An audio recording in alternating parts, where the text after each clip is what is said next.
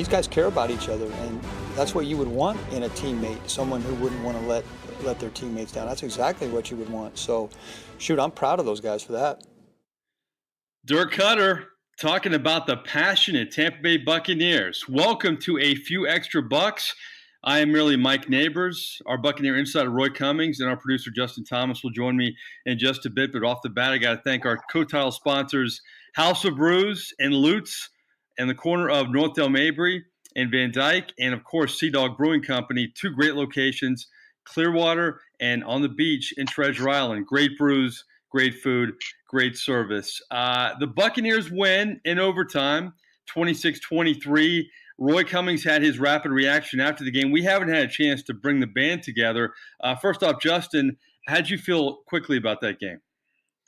That was probably one of the most frustrating wins I've seen in a long time. Yeah, Roy, I didn't feel like, they won the game, but it didn't feel like a win to me. I don't know how you felt about it. No, I can see how you would feel that way, and a lot of other people would too. I think that's kind of actually the prevailing theory or feeling is that it didn't feel like a win. But I'll say this, back in the day, after Tony Dungy came aboard as the Bucs coach, the Bucs did a lot of what they called winning ugly. This was winning ugly, and at the end of the day, nobody cares how you win as long as you win. And what it did at that point, it pushes them back to 3-3 at 500. And they're still in the race. That's, to me, that's it. The season is alive now because of that win. Had they lost that game, they're 2-4 going to Cincinnati, a game that they're probably still going to struggle with, but a game that a lot of people probably, didn't think they could win. Bit of a tough schedule, straight ahead with Carolina coming up, Redskins coming up. Those are tough games. So the fact that they're going into those games now at 3-3, I think, again, the season is alive. Let's see what happens from here. The sledding is going to only get tougher for them. But I think, to me, a win is a win. Doesn't matter if it's ugly or pretty. And in this case, it kept the season alive. Maybe on a respirator, but alive.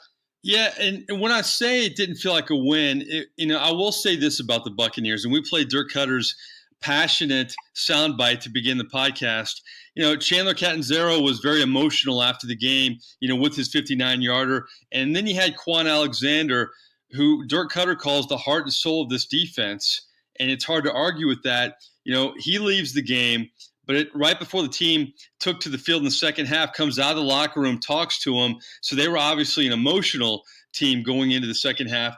But Kwon Alexander now out for the season, and being the heart and soul of a defense that's really struggled, that's a huge loss for this football team.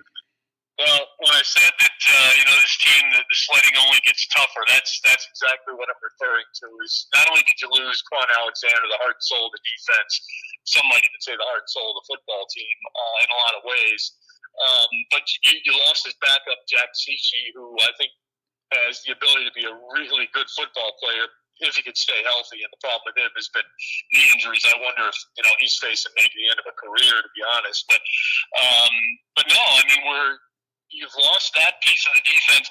You've already lost most of your secondary. You lost Gerald McCoy and Vinnie Curry. Don't know when they're coming back. McCoy in particular. Now you've lost Kwon Alexander. This defense is getting to a point where it was already tough for it to compete. It's only getting tougher, and if it gets any tougher, it's not going to be able to compete. It's going to be such a problem that the Bucs are just going to be, in essence, out of it in terms of playing defense, and it's going to be really ugly. The pressure is going to be too great on the offense, and they're just going to have too much of a hard time trying to win football games. It could get really tough for these guys, going forward here. But we'll see what happens. Here's what Dirk Koetter had to say about what Kwon Alexander brings to this football team.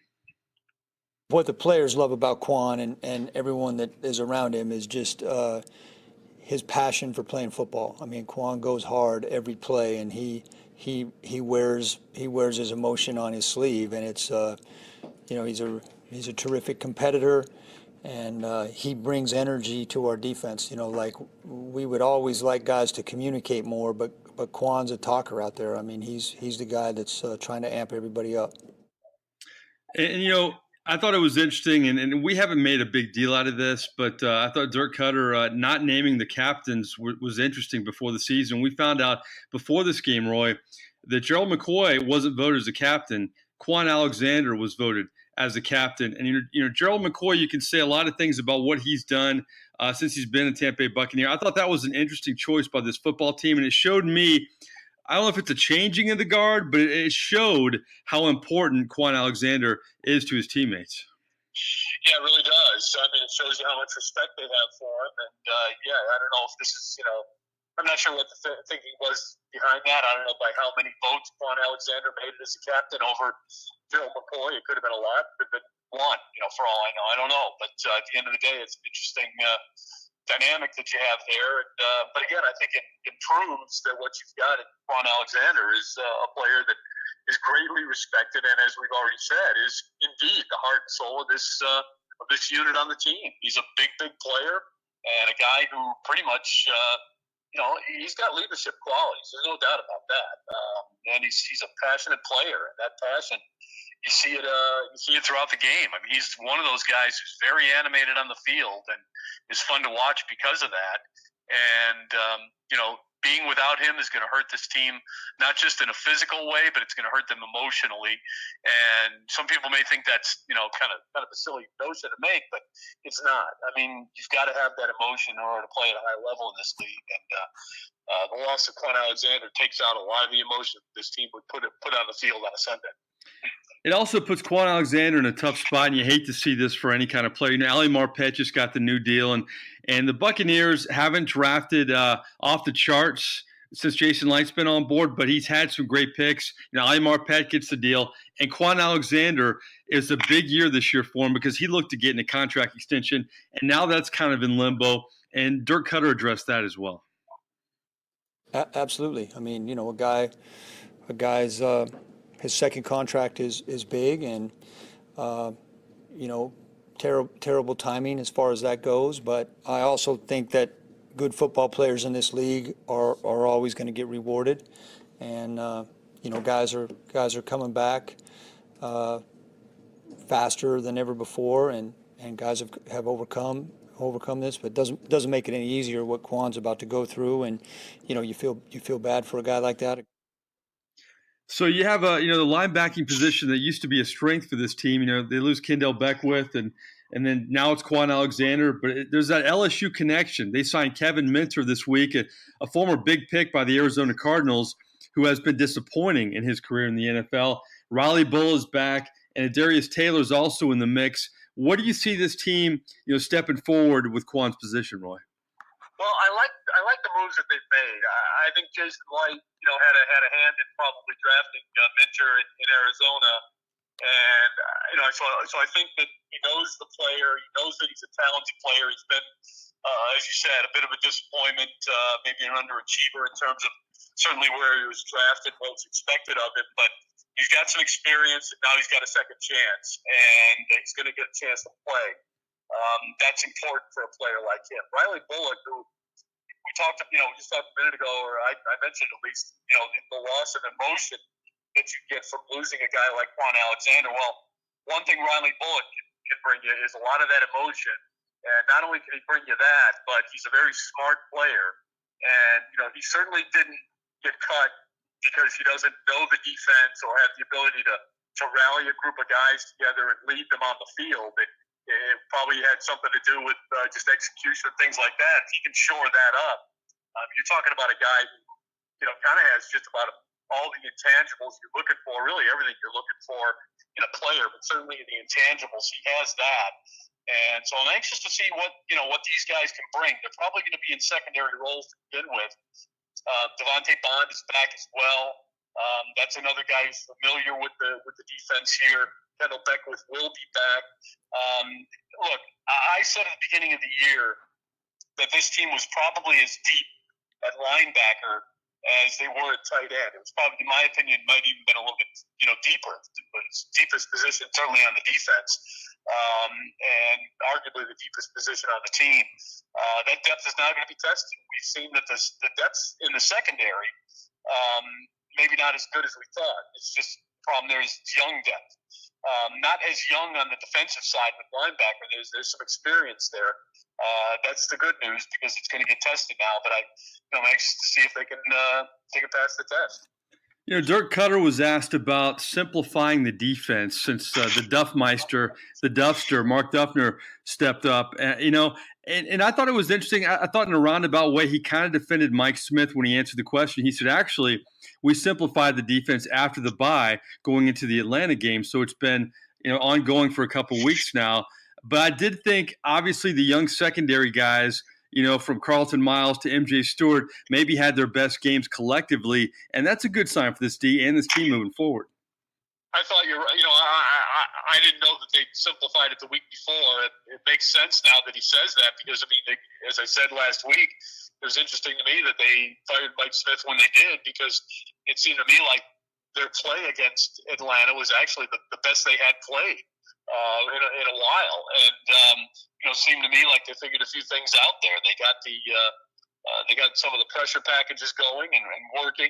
Certainly there in the second half. Thought they worked actually in the first half as well. So I'm not surprised to hear that they simplified it. It wasn't as evident watching that game in Atlanta, but this one, no, it makes sense to me. I mean, it's what had to be done, and it's something. I know on this podcast we've been calling for it, Mike, for a while. You got to simplify this defense. These young kids, they're talented, but it's hard to, it's hard for that talent to show through when they're playing slowly because they're thinking instead of reacting and playing naturally. That's no way for anybody in sports to be at their best. If they're thinking it, it's slowing them down, and they had to simplify things to get the natural ability out there and to show that off. And now that we're seeing it, it could be that we go 3, 4, 5 games where they allow 23, 24 points. If that happens, this team's got a chance to stay competitive. All right, let's jump on the offensive side of the ball. Jameis Winston, he's done some good things in his 2 starts, but again, he's the same old Jameis in a lot of ways. He's had 3 games, 2 starts, 1 second half, but 7 turnovers.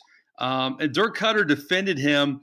A running back ran a wrong route and 1 interception. Myles Garrett had a great play and another turnover. But Jameis has to stop this, Roy. I mean, it's a broken record. We talk about simplifying the defense, and we talk about Jameis Winston's turnovers. What's your take on Jameis after 2 starts so far?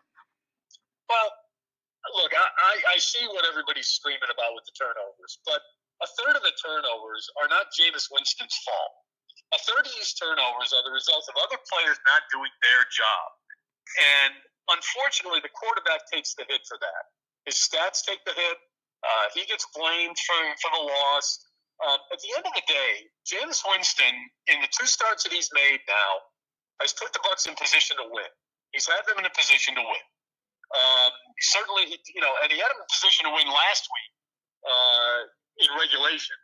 The only reason they didn't win in regulation was because the kicker didn't do his job and kick an extra point to begin with, and then he missed another field goal attempt. So, Jameis Winston has put this team in position to win. He's done his job. Could he do it better? Yes, of course. You never want to see a player have 7 picks and 5 touchdowns. But let's not forget that he had a 4-touchdown, 2-pick game with 395 yards of offense and 115 passer rating in there, too. Last week wasn't quite as sharp. But let's also remember that a couple of those, he had some drop passes. Mike Evans dropped one. Chris Godwin dropped one.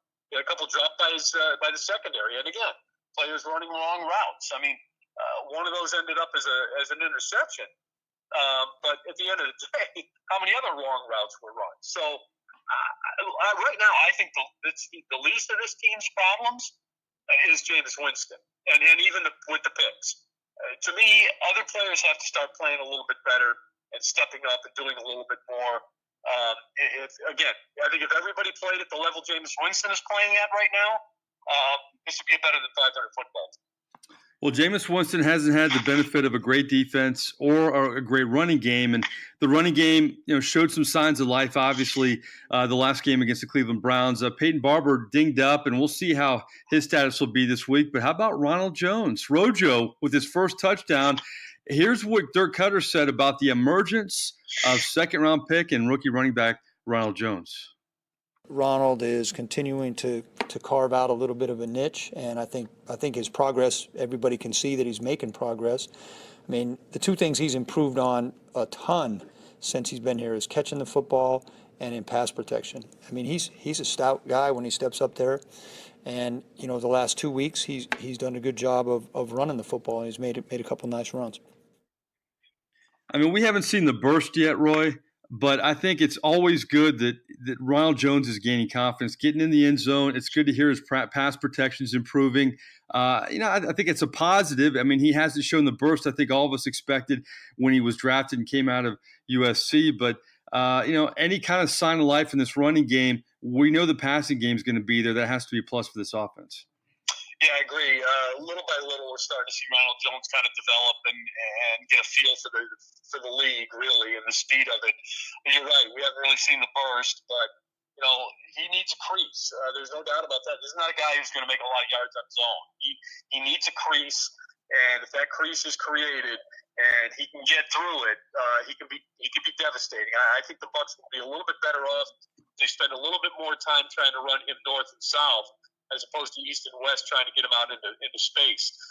He's going to have to create his own space, or he's going to have to find his own space. But I think running him into the line is going to be their best bet.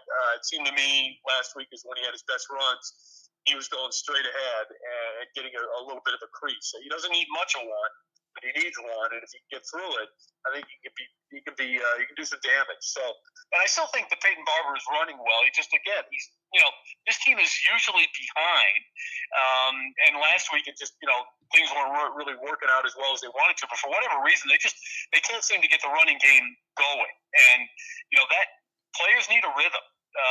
Running backs need to get into a rhythm. It's hard to get into a rhythm when you're running it, once every 5 or 8 plays, and that's kind of what they're doing now. So they need a little bit more balance, a little bit more rhythm.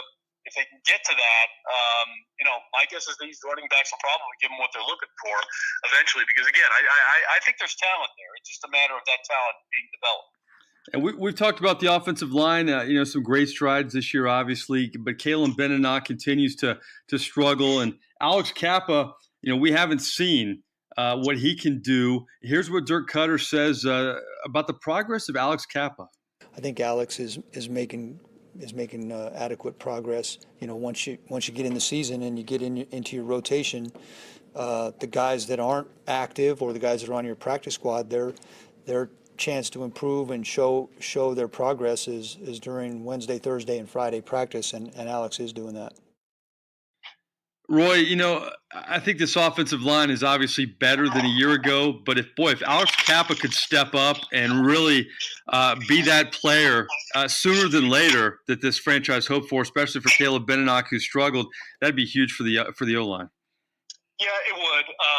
But, right now they're kind of running a little bit of a platoon there with Evan Smith and Caleb Benenoch, and they're doing okay. It's, as you said, it's not great. But you know what? I would think that, the Bucs see these guys every day in practice.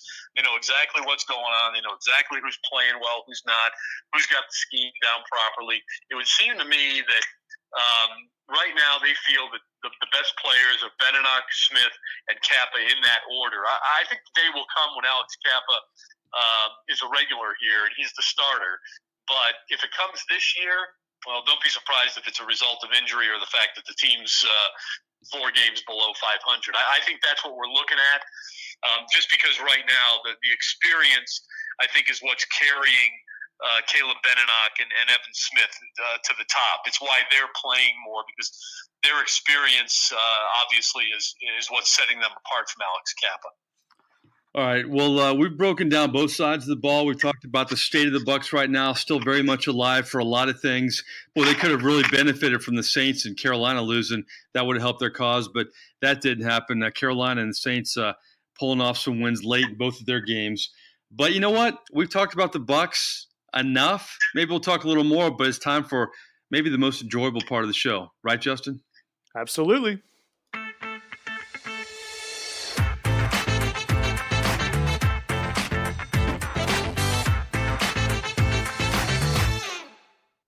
Three and out, baby. 3 questions for Roy Cummings, and we are out of here. We talked about Kevin Minter coming into the fold former Arizona Cardinal. And I think we all agree, we've talked about this, we'd rather see another Arizona Cardinal become a former Arizona Cardinal, and that would be cornerback and Pro Bowler Patrick Peterson. And our first question in our 3 and Out, Roy Cummings, what would you give up if you were Jason Light for Patrick Peterson? Would it be I don't think it would be a first. I don't see anybody giving up a first, but would it be a second, a third, or a fourth? I would give up a second at this point if you're confident that you can sign him and keep him around for a good 3-4 years. Because, it's to me, he's a guy that I think this team needs him. I really do. It'd be an upgrade.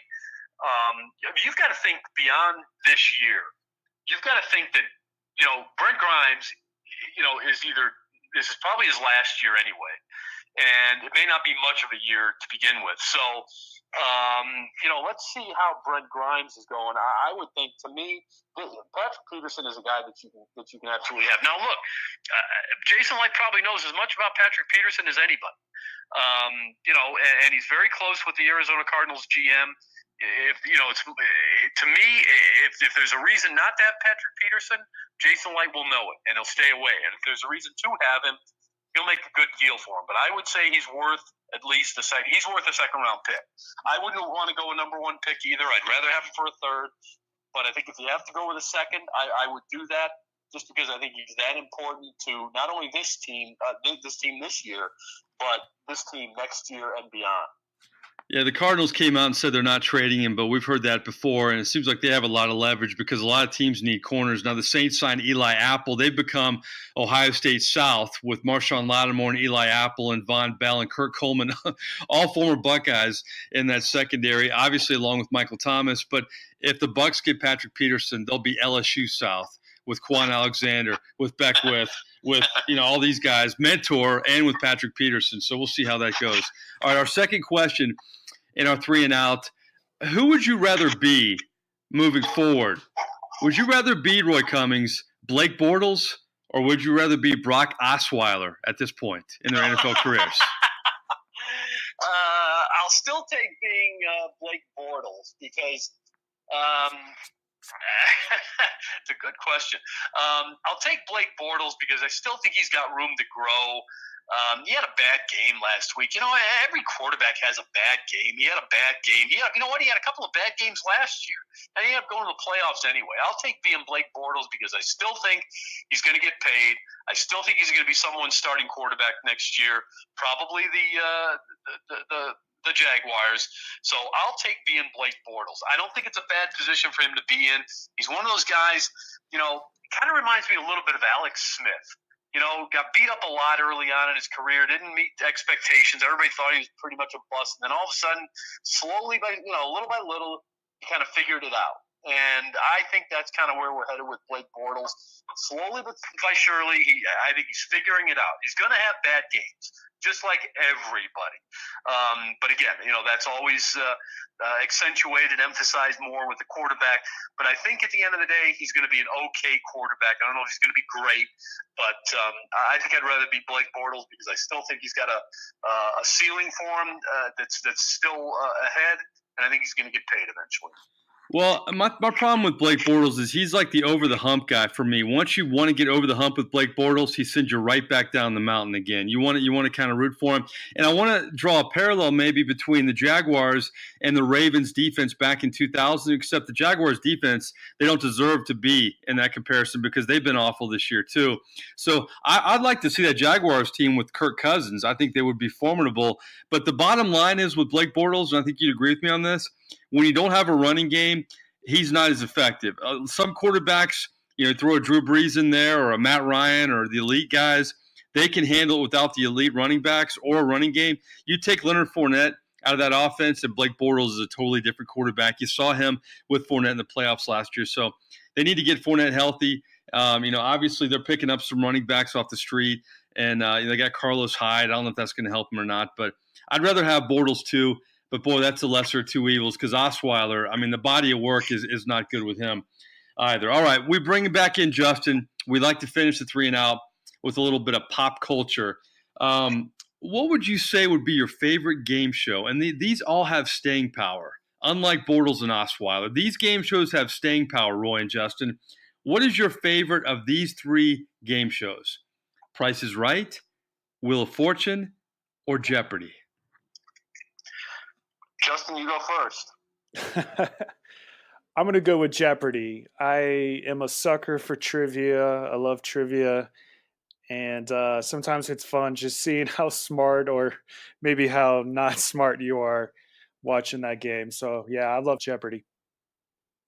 I'm right there with him. I'm a Jeopardy fan. I love the show. I watch it as often as I can. Like to see if I'm even capable of competing with these smart people. Every once in a while, there's a show and I do pretty well. So I like the show. You learn from it. I think it's a good show.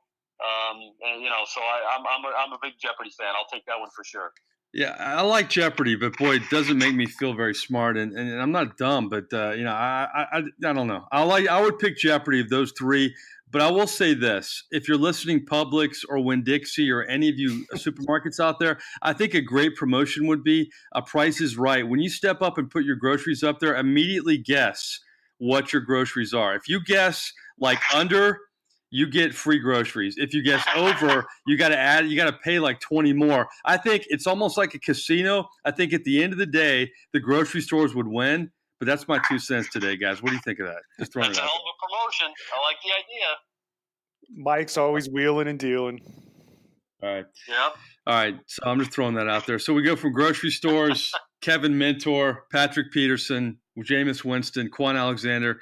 We touched them all. Listen, Roy Cummings, I appreciate your time, and we will check back in with you Thursday. Justin Thomas, our voice of reason, thanks for pulling the sound down. I am merely Mike Nabors. I'd like to thank our title sponsors, House of Brews and Sea Dog Brewing Company. Great brews, great food, great service. Until next time, thanks for logging on. And remember, subscribe to pewterpirates.com, everybody. It is free. Thanks a lot.